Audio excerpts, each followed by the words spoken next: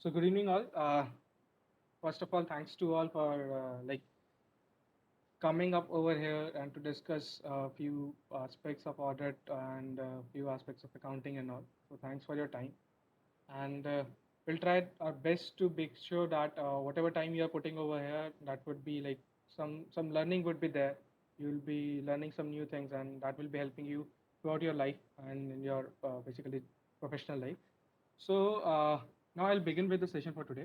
As we know, we'll be continuing this in this 19 the employee benefit thing today, and we discussed a bit of it in the previous session related to the gratuity thing, what all assumption an actuarial takes, and how numbers are being computed, what all we have to check, what all assumptions we have to, or what are the sources from where we have to vet those assumptions, and how those assumption impacts the numbers which are bifurcated among, say, current service cost, interest cost, or say actuarial gain and losses. So all those things we have discussed in the previous session.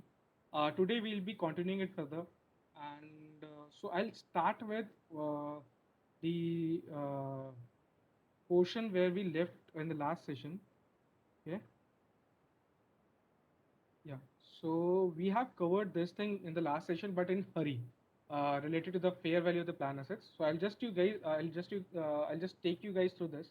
So the plan asset thing, when we talk about, as we already discussed, like there could be two instances. One where there are plan assets. One there is no plan asset altogether. So the entity which is not having any plan asset, they are totally basically taking pure risk in terms of, it might happen they won't be able to pay off the liabilities on account of gratuity or leave encashment when the people will separate, employees will separate. So there's a huge risk. To avoid that risk, companies go for the plan assets scenario, where they put certain amount every year in a pool of fund, and they invest those amounts into different instruments to earn money on those contributions. So to basically make sure whenever the liability comes up, they have enough or ample amount of cash with them to pay off the liabilities. This is the whole concept of the fair value, as to what's the reason for keeping this plan assets in place basically. अच्छा Rishu, one second. आवाज सबको clear आ रहा है क्या? मतलब मेरे को बहुत धीमा आ रहा है actually. Now, is it clear now? Yes, now it yes. Is clear, but previously it was coming Okay. Very low. Okay. हाँ, you Okay. can start from the beginning, I think so, Rishi. Okay, no issues. So, guys, from here we'll go get into the table of fair value of plan assets. Basically, we were discussing this actuarial report of one of the clients which we are having. So, basically, if you see this table of plan assets, the first thing in the table is the opening balance. As we all know, for any balance sheet item, there's opening balance, there's closing balance, and there's a movement in between. So, we are having the opening balances. This interest income we have already discussed in the previous session, that the actuary assumes a certain rate of interest which is supposed to earn on the contribution or the pool of amount which is kept by the entity. So this amount comes from there. We have seen in the assumptions that they have basically assumed a certain percentage for computing this interest income basis which they computed. So I asked you people to multiply that percentage with the opening balance. Even you guys can do this as of now only. So I'll just give you the percentage. So if you see the expected return on the plan assets in the assumption, it is 6.90%. So if you'll multiply this percentage to the opening balance, the current year interest income will be coming. So this is how this particular thing is computed over here. Then moving further, if you move further, basically then we'll see the contribution by the employer. This is the fresh amount which the employer is basically keeping aside in this particular year. During this particular year, certain contribution is being added by the employer. Can anyone tell me why fresh contributions are made by the employer? Why we exactly need to contribute? Can anyone tell me, please? There will be new employees coming Okay. due to inflation. Okay, not truly about inflation, but uh, first point of yours was right, Harsh, that due to new employees, it could be the reason. Moreover, even if when the services of the employees, the service period, the period for which employee has served to you increases, obviously your contribution also needs to be added because your liability is increasing. Correct. When your liability is increasing, to make sure that you'll be able to pay off that liability, so you have to add contribution too. That is why we used to we basically employer are supposed to contribute every year in line with the liabilities. Basically, they have to figure out how much amount they want to keep or contribute to the funds. So it might happen there are some in some of the countries there are regulations which talks about how much percentage or how much amount you have to basically invest or contribute. But I believe in India there is no such statutory requirement where it is specified that certain percentage is required or certain amount is required. So it is totally the discretion of the company who decided which decided how much amount they have to contribute. So basically it is primarily it is on account of them. If I talk about the major chunk, it is on account of the service period enhancement. Because if say for example up till previous year someone has worked for 10 years, one more year of service he has given to you in this current year, so obviously 1 year additional liability will be there to basically make sure to pay you'll be able to pay off that additional component also. You have to contribute. That is why we contribute over here. Then we have talked about this asset transfer in and this asset transfer out. This is basically this happens when acquisition or divestment, those things happens basically when you spin off any division or basically you acquire any division. Then you simply have to assume the liability or the asset of those assets of those entities which you have absorbed. And in case of if you have divested, obviously you need to pull it off from your books of accounts, and accordingly you'll deduct from here. The benefit paid, can anyone tell me, can I match this number anywhere, like from any other table in this particular certificate? Is this number basically, is cross verification possible for this particular number, benefit paid from the fund?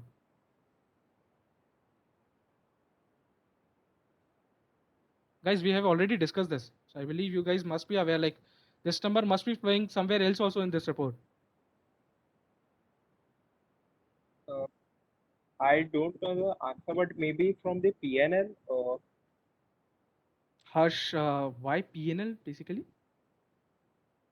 It Indirectly is, it will have an impact on my P&L number, but how come you can say like in P&L? Because if you are making any payment, to the best of my knowledge, your P&L won't hit, right? If you are making any payment to any party, think of how what will be the entry. You'll be basically debiting the liability, either vendor or employee, and you'll be crediting the bank account. So there is no impact in the P&L altogether, is it? Am I right? Hmm? Harsh, if I'm wrong, please question me. no, no. Okay, yeah. So basically, this number you can cross verify from the liability statement in this certificate itself. So basically, when you have paid certain amount, obviously that much amount of your liability should also reduce. So if you can see over here, this amount is there. So when you paid the amount, obviously it will reduce your liability as well as your asset, because that amount is flowing, getting paid from the fund assets which you have parked, the fund contribution which you have parked. So obviously this number should match. This in any case won't differ. Okay, so this is how you can match from there. Okay, I hope it is clear. Then asset disbursed on settlements. This happens when basically a settlement scheme is entered with the employees. It is very rare, so I won't get into this. The other one is the expenses and tax for managing the benefit obligation paid from the fund. So if there are, say, for example, any expenses incurred in meeting the compliances, like when you are paying the funds, if any regulatory reporting is required, and any tax basically tax services you have taken, obviously you have to pay that amount to the consultant. So that much amount gets reduced from here. So in foreign countries it happens like, so whenever they have such huge funds, they have the fund managers basically who provides all the services, basically investing the money, and moreover the legal compliances also. So all those amount get captured over here basically. So that is what they have mentioned over here. Then the effect of asset ceiling. Last time someone questioned this, and I basically parked this question for later session. So I'll be discussing this aspect today in depth. So let's get into this particular thing. Anyone having any idea about asset ceiling? Anyone? What exactly the name reflects? Anyone can make any sense out of it?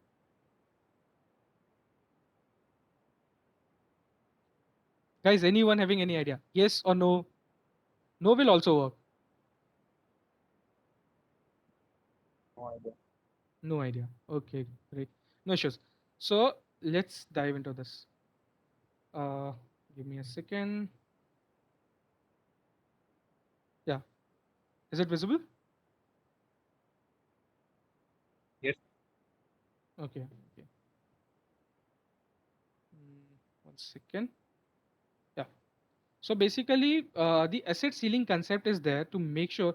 So basically, what happens whenever your asset is basically getting increased, it might happen when you have the contributions in place, when you have that huge pool of assets with you, the amount of those assets might exceed the liability. Correct, it might happen the contribution which you are making, it is getting increased as comparative to my liability. Okay, it might happen. So in order to make sure, there's a para in the standard which specifically says whenever there is a surplus, okay, that is your assets are exceeding your liability.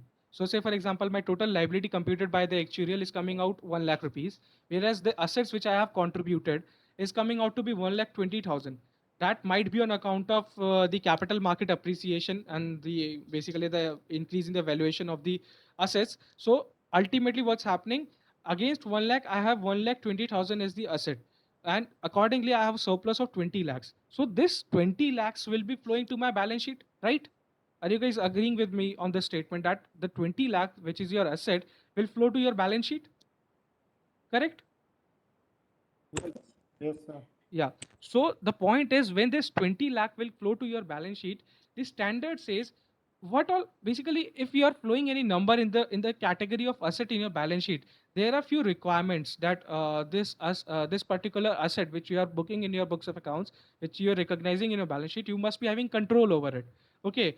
So do you think this 20 lakh rupees, which is sorry, 20,000 rupees, which is in excess of my liability, is something which is being controlled by the employer? So it might happen that the in this as per the statutory requirement or the law which is prevailing in your country, it might say that any surplus will belong to the employees. That is, the employer won't be having any right over the surplus. So whenever you won't having any right over the surplus, obviously you are not supposed to recognize that surplus into your books of accounts in your balance sheet. Okay, so whenever any statutory requirement is there which restricts the surplus utilization by the employer, that is, the employer is not supposed to avail benefit of it, because the employer can avail benefit in two terms: either by taking out the cash which is lying there, or either by reducing its contribution in the future. So if, say for example, if none of these situation is allowed, then obviously, because you are not having any control, you are not supposed to float the asset number into your balance sheet. This is why the asset ceiling concept is there. So it totally depends upon the statutory regulations in prevailing in the country where you are preparing your financials. So if that law asks you, or basically mandates, that you are not supposed to show surplus because the surplus relates to employees, in that case you need to present only net zero amount in your balance sheet, because you don't have any control. So that is what I have discussed over here. In case of asset ceiling, there there could be two instances. It could reduce your pension assets. Okay, because what was happening in my scenario, I was talking about 1 lakh 20,000 of the asset, but ultimately it is reducing my asset impact to 1 lakh rupees. It is restricting my assets to 1 lakh only, and I am forcefully required to present zero amount of net assets in my books of accounts, because I, being the entity, don't have any control. So that is what we have discussed over here. For example, if a pension scheme has the asset of 120 rupees, okay, and the value of the present value of obligation is 100 rupees, and the scheme rules state that any surplus belongs to the scheme members. So it basically depends upon the statutory requirement or the way you have constructed your basically trust. If you have mentioned in the trust deed that this surplus will relate to employees, and employer in no case can basically pull that cash off, or basis this can reduce this amount, their contribution. If that is the case, then the pension disclosure in the notes would be like this: as we mentioned in the as it is mentioned in the example, that the fair value of the scheme assets is 120, and the present value of the PVO of was 100 rupee. So net surplus was 20. Correct? If you compute this, obviously you will be reaching out to the statement that net I have the asset of 20 rupees. Correct? But as the scheme which is being drafted for this particular fund says that the surplus basically belongs to the scheme members. Scheme members are the employees. So accordingly, being the employer, you don't have any control over that amount. Accordingly, as per the accounting standard, you're not supposed to disclose this 20 rupees in your balance sheet. That is why the asset ceiling adjustment will be there, and you will be reducing this amount by 20, because this whole of 20 belongs to employees. If say, for example, there was a there's a law, in the scheme it is mentioned that 10 lakh rupees of the surplus will, in this case, instead of 10 lakh, we'll keep it like this. If 10 rupees of the surplus relates to employees and any surplus beyond 10 is basically under the control of employer. In that case, what will happen? This will be 20 only, but while adjusting the asset ceiling, we'll be reducing only 10. Okay, because as per the scheme, only 10 rupees of the surplus is relates to employees and rest relates to employer. But in this case, as the scheme mentioned that no amount relates to employer, accordingly in the balance sheet, the pension asset which will be reflecting would be zero. Any doubt on this particular aspect, guys? If you have doubt, please let me know.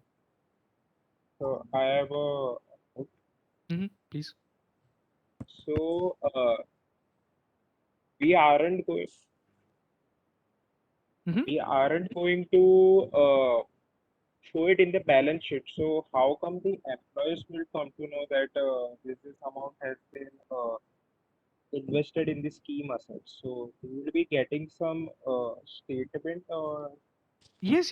Because look what's happening. This trust or this scheme which is floating, it's basically totally transparent. Every time you have to present the disclosure, we'll be seeing as to where the amount is parked. You have to basically show the amount also. Every year you have to present the disclosure related to the amounts and all, because ultimately the trust or the basically these are trusts only. So these trusts which are being floated works in the fiduciary capacity. So they have the legal obligation to make sure that all the disclosures and the amount is not misappropriated as per the desire of the employer. They have to basically work in the benefit or the interest of the employees. That is the scheme members. Okay, so this disclosure and all is obviously there. So every time they'll be having the data with them.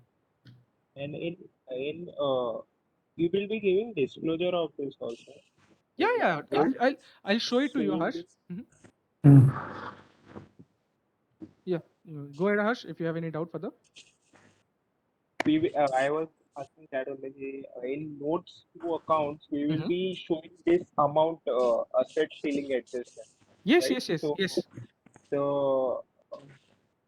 statement also those the shareholders or financials they will come to know that this amount has been invested in excess, Mm-hmm. right? Mm-hmm.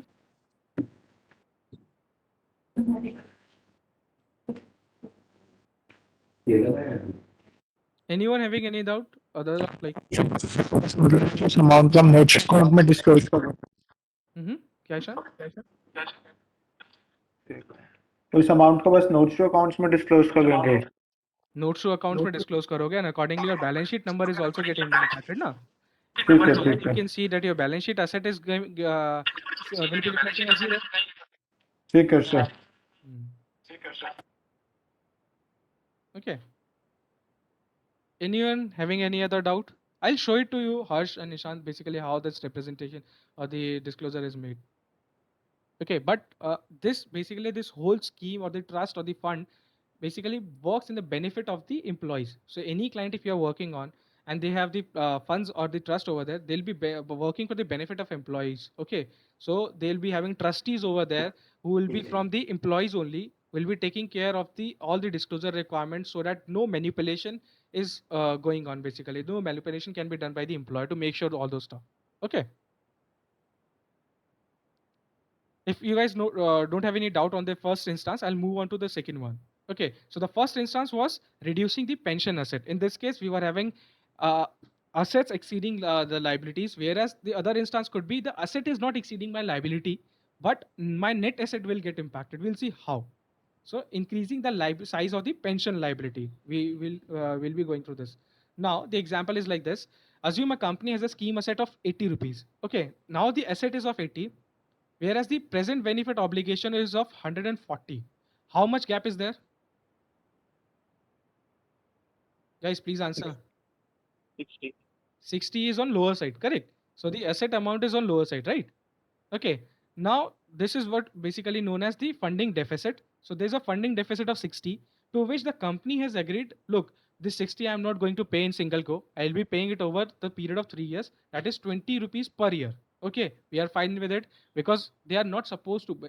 as I mentioned, there are no hard rules altogether as to this much amount you have to mention, you have to contribute every year. So it is basically depends upon the discretion of the company as to how much amount they want to contribute. So moving further, as per the discussion, like they agreed for 20 rupees per year.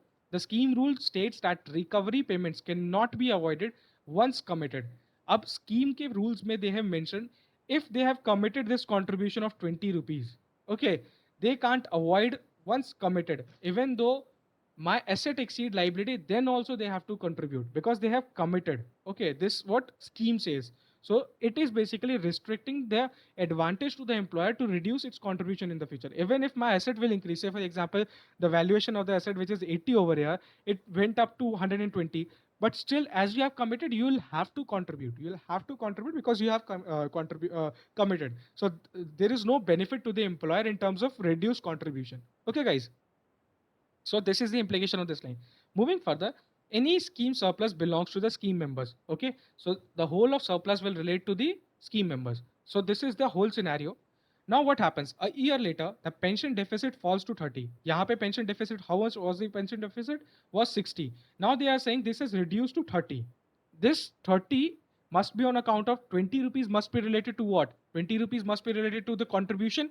Correct. Okay, so basically the liability they have assumed to be intact after 1 year also, they have assumed to be 140. So they have contributed 20 rupees. Now this scheme asset has increased from 80 to 100 rupees, but they are saying the deficit is only 30 because 10 rupees has increased on account of the capital appreciation. So effectively my asset is 110. 20 rupees is on account of the new contribution and 10 rupees on account of the capital appreciation. That is why you could see that effectively your deficit will fall down to 30 as a scheme asset increased in the value. As I mentioned, the capital appreciation has happened, and also because the company has made its first recovery payment, because company has also contributed over and above that. So these two reasons led to basically the effective contribution of 30 instead of 20. Okay, but the company is still committed to making the remaining recovery of 40. Okay, the company is still required to basically contribute to the 40 rupees amount. So the scenario would look like this. The fair value of the scheme assets is 110. The present value of the obligation is 140. This 110, I believe now you guys are clear. Like 80 rupees on account of the previous balance and 20 rupees the fresh contribution, 10 rupees on account of the capital appreciation. So 118 and the liability was 140. The scheme deficit is of 30. Correct. Now this scheme deficit is of 30. So basically, as you have to make sure this they have basically they have the surplus which is there, this is the surplus is only of 10. Okay, because the capital appreciation which has happened, that is of 10 only. So that surplus amount will get reduced from here, that through this asset ceiling adjustment, and your effectively your pension asset on the balance sheet, that is your pension liability, will come out to 40 rupees in negative, because your the asset which has increased was 10 only, the surplus amount. So that surplus amount relates to whom? The employees. Accordingly that does not relate to your employer. So accordingly दिख तो रहा था 30 रुपए का liability, but effectively है कितने का? 40 रुपए का, बिकॉज जो 10 रुपए आप इसमें रिड्यूस कर रहे हो, that you are not suppose to do, because that surplus relates to employees. That is the concept of asset ceiling. Anyone having doubt on this particular scenario? So, I have a query. Mhm. So in the second statement, you told that the company cannot avoid its commitment. So it is Exactly. for the limited period of time, like for the 3 years or for as long the scheme is continued. For 3 years, because as of now they have committed only 60 rupees that they'll contribute 20 years per year. So after the expiry of third year, then they'll be free. If they want to contribute, they can. If they don't, if they, don't want, they are not bounded to pay, basically to contribute. But after that, if they want to contribute, then they cannot back off. Like it is then once committed again. Yes, So yes, we yes, have yes, to yes, yes. and Hmm. okay. And the here it is written that 20 per year. So if they have liberty to keep it 15 per year, is there any bounding in the They uh, could, they can do this 15 per year. As I mentioned, there is no hard rule. Okay, to the best of my knowledge, in India especially, other countries I'm not pretty sure, but in India, to the best of my knowledge, there is no hard rule which asks you to contribute the specific amount. Okay, so it's totally up to the liberty of the company. Say for example, if company is having some good capital projects initiatives or capital intensive projects initiatives lined up in the next year. Obviously, they won't contribute. They'll try to flow the fund towards that capital appreciation expansion plans. Okay, instead of putting the money over here. Okay, so it's totally the liberty of the company. Anyone having any other doubt? And so one more that in these Mhm. scheme assets, they have liberty to put to invest money anywhere, like in stocks or in We'll see this real aspect also, estate. Harsh. We'll see this aspect also, Harsh. Give me some time. I'll show you guys the practical aspect. Okay. Anyone having any doubt? Okay, so I believe we have spent a good amount of time on asset ceiling, and this was a very crucial, basically, understanding which one requires. Okay, now moving further. So all these elements we have discussed in depth.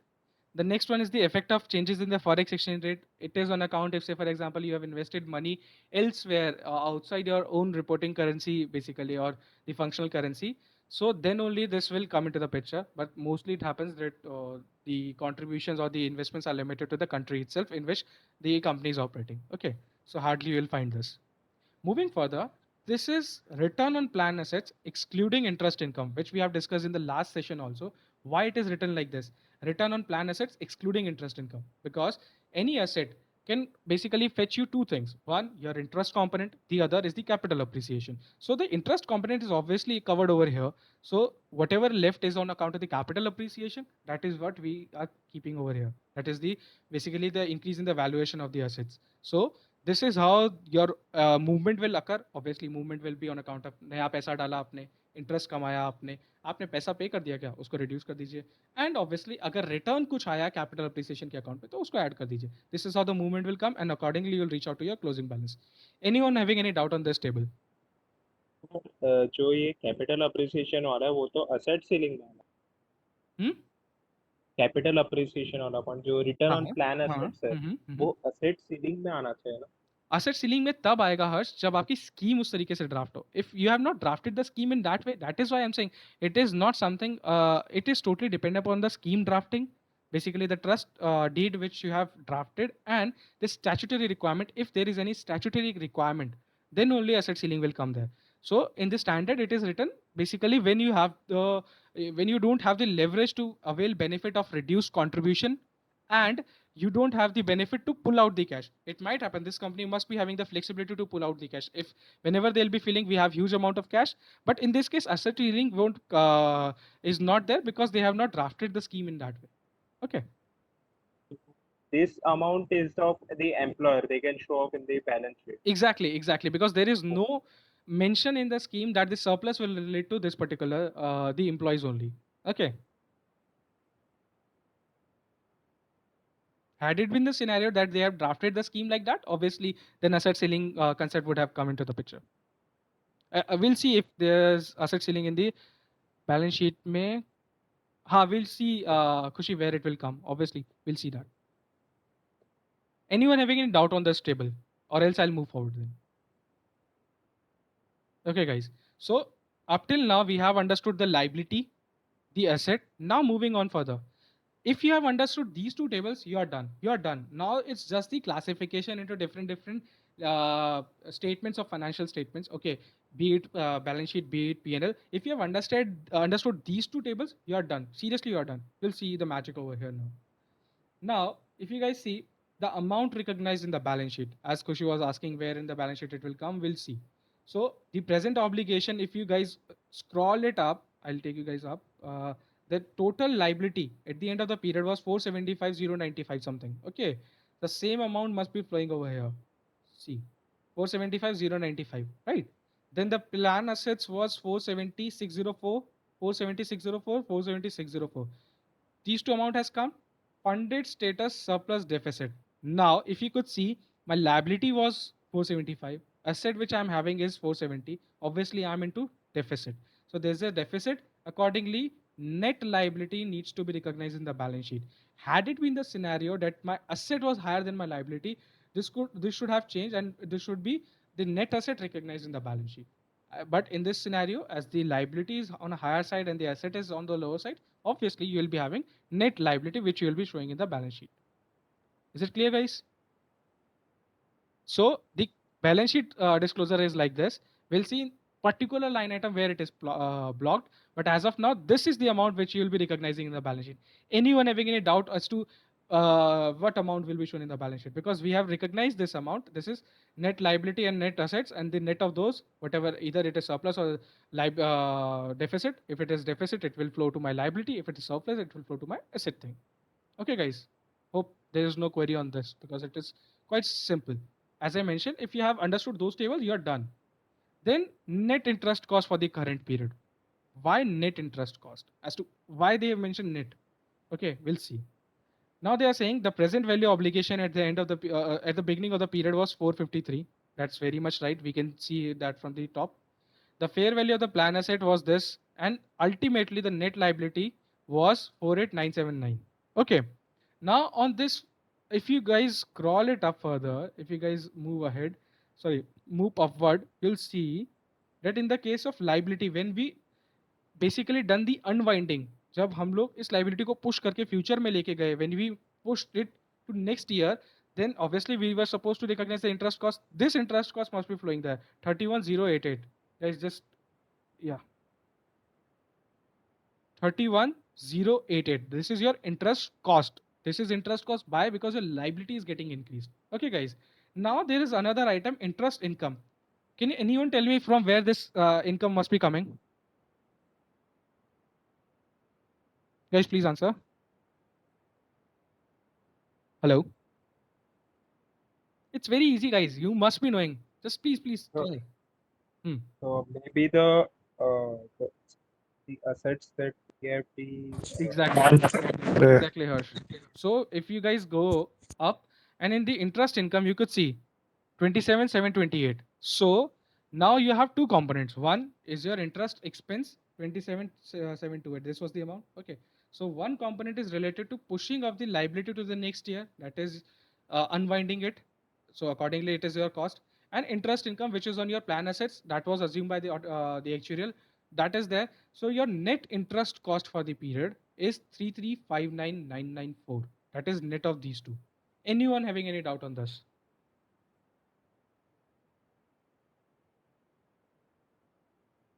Okay, great. No doubts. So this is net interest cost income. Okay, net interest cost, sorry, which will flow to your financial this basically financing charges basically that will flow there instead of your employee benefit. We'll see this aspect also. Okay, I hope up till now everything is clear. Moving further, the statement says expenses recognized in the statement of profit and loss for the current period. What all expenses they have recognized?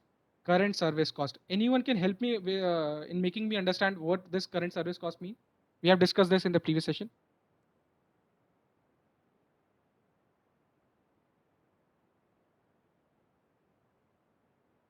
Guys, was the previous session that bad that you could not even recall the current service cost? Aman, this shows that we have to work a lot now. Employee ने 1 साल का काम किया इसकी correct. Ishan, as you mentioned, like this is the addition to my liability due to one more year of working of the employee. That is, last year he has worked for 10 years. Now he has worked for one more year. Obviously, he'll be getting benefit of the 11 years. So that 1 year contribution is something that the liability increased on account of that 1 year of service flows over here. Okay. Then your interest cost, obviously this we have seen up over here. This current service cost, obviously you'll be finding it in which of the table from the top. Guys, please tell in which table this was flowing. In the funded assets table or the liability table? Where was it? Liability table. Exactly. So this was coming under the liability. If you guys want, I can scroll it up and show you guys. Yep. Current service cost 27,511,608. So as I told, like if you understood these two tables, you are done. It's not just the classification or the bifurcation into different aspects. So the current service cost and net interest income is the total amount which they have recognized in the P&L.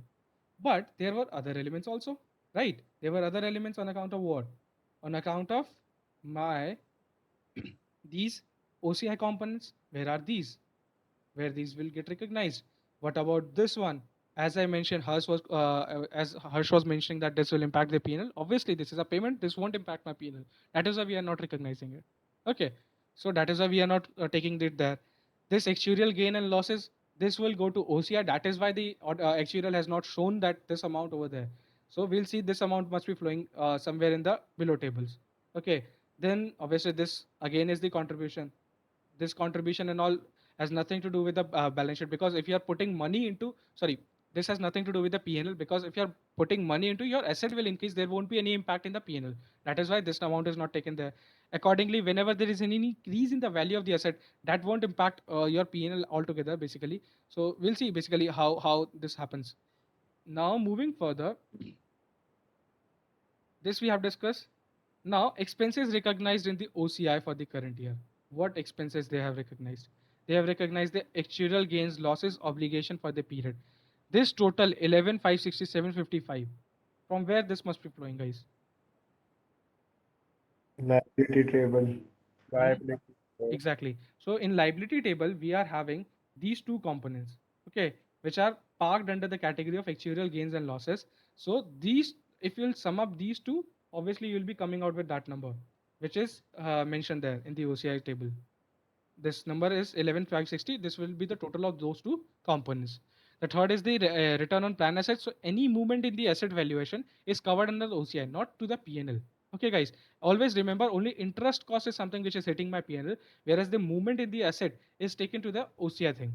Okay, so that element which was increased in my fair value of the assets, this particular amount is taken to the OCI. So as you could see, all the amounts except the contribution and the liability paid off either are parked to the PNL or OCI component. So we have seen, as we just a quick overview, interest cost. Can you guys tell me where it was flowing? Quickly, guys. Interest cost, please, please, please. PNL. PNL. Okay, great. PNL. Yes. Current service cost. PNL. Great. Then this benefit paid. Cash and PNL. bank. PNL. Cash and bank. Exactly. Cash and bank. That will be there. So it is not impacting my PNL. Okay. This actuarial. Benefits paid. Hmm. अच्छा वो PNL से contribute होके पे करते हैं. क्या? ठीक है सर, ठीक है. Actuarial gains and losses. OCI. OCI. Great. And similarly, if interest income, PNL.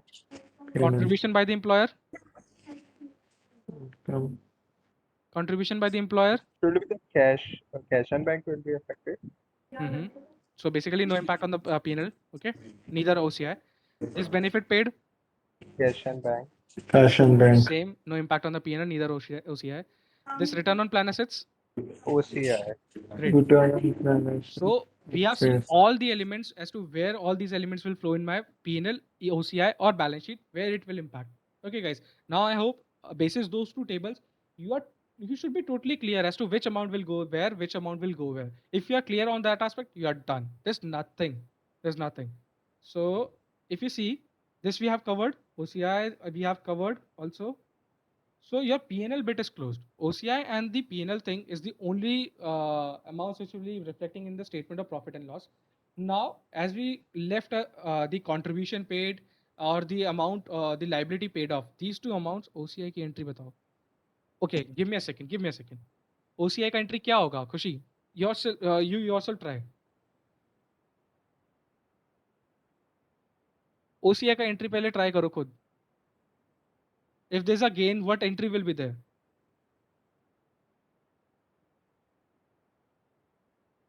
Try it na. क्यों नहीं आता? You know the journal entry thing. If there is an income, how are you going to recognize that income? OCI credit. Okay. What will be debited?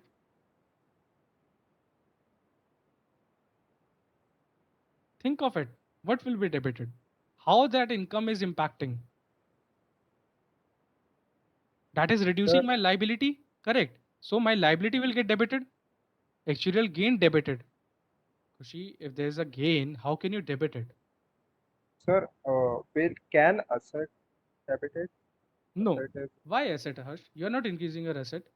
Rather, The actuarial gain which is there, you guys have to see this table again. If there's a gain, what is happening? Khushi, please tell me. If there's a gain, how it is impacting? It is decreasing my liability, right? Liability come, yes. So whenever my liability will be reduced, I'll have to debit it, correct? So you already have rightly said the credit bit of the entry. So debit bit, now I have told you the liability will get debited. So obviously your debit side is there, your liability, your credit side is there. You're done with the entry. See this statement as to what is the impact and draft your entry basis that. Okay, see this entry. Now I believe this also you can draft. This entry also you can draft. This also entry you can also you can draft. It is very simple. See what's the impact. This particular amount is increasing my liability, and this is the expense. Debit the expense, increase your liability. You're done. Debit the expense, increase your liability. You're done. Look, you need not to get into those stuff which GL code it is impacting. First, you have to draft your mindset. Okay. First, you have to build your base as to what should be the classification, what should be the entry. GL code we can see that is debatable, but that is totally dependent upon the client, and you can have a debate over the those aspects. Is this particular GL must be used, that particular GL must be used, but you must be knowing the crux of it. Okay. Are GL codes GL codes Uh, is not something which would be specific to every entity, Kushi. It will vary. So I can't tell you the GL codes. It's just I'll just share one bit of the piece of advice that in case of OCI, they have certain other GL codes to give impact so that the amount flows to the OCI thing, and for penal bit they have other GL codes. So basis that you can look into it whether the OCI amount is lying into the OCI GL codes or not, and the penal bit is lying into the penal GL code or not. That is what you have to do. Basically, you just have to draft the entry. The concept of it you must be aware of.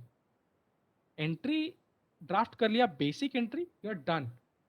बाद में client से discuss करो कि उनसे jail में hit देना है नहीं देना, that is something different. Okay. So guys, we have hardly 1 minute in this session. Let's connect on the other session link and continue with this. Okay.